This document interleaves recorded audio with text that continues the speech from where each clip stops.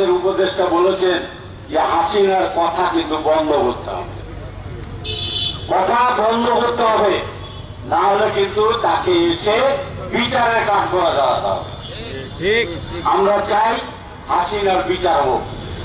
আমরা চাই যারা অত্যাচার নির্যাতন করেছে, আমার বাড়ির পাশেই একজন চোর মেয়রের বাড়ি আছে, আমি 5 আগস্টের পরে দেখলাম যে তার বাড়িটাও নাই, এখন শ্মশান হয়ে গেছে। ঈদের দিনের থেকে আজ পর্যন্ত তার বাড়ি দেখার জন্য মানুষের ভিড় লেগে গেছে।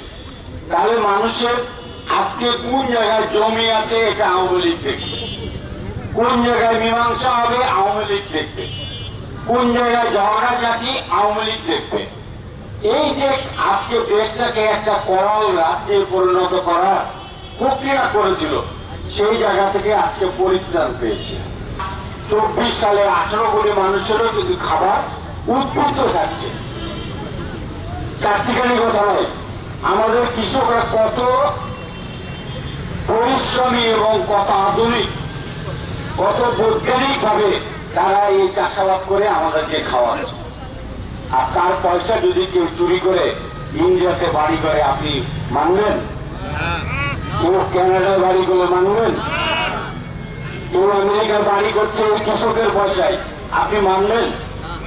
তাহলে তাদের কি করা উচিত? বিচার করা উচিত। আমরা বিচার চাই, আমরা অবশ্যই এই সকল লোকের বিচার চাই যারা ভণ্ড নেতা, তাদের বিচার আমাদেরকে করতেই হবে, করতে হবে। যারা এই ছাত্র নেতারা, যুব নেতারা, স্বেচ্ছাসেবক নেতারা ইতিমধ্যে বলেছে যে যারা নতুন এসছেন তারা পেছনে থাকেন, এখনো সদস্য পদ আপনারা পাবেন না। 5 বছর আমাদের মতো ট্র্যাক কাটেন, তারপরে সদস্য পদ দিব কিনা আমরা সিদ্ধান্ত নিব। কেউ মনে করেন না যে চাঁদাবাজি করে সে সদস্য পদ দিবেন, আমরা চাঁদাবাজিকে দাঁড় দাঁড়ি না। আমরা 17 বছর নিজের পয়সা দিয়ে দল করেছি, কারোর কাছে যায়নি, আমাদেরকে টেন্ডার করতে দেওয়া হয়নি। আওয়ামী লীগের লোকরা বলেছে আপনারা এখানে আসেন না। এই যে বাংলাদেশ বোর্ডের ঠিকাদারাই কোনদিন যেতে পারেনি। আমার বাড়ির পাশে একটা গ্যাস লিজ অফিস আছে, সেখানে বিএনপি কোন ঠিকাদার ঢুকতে পারেনি।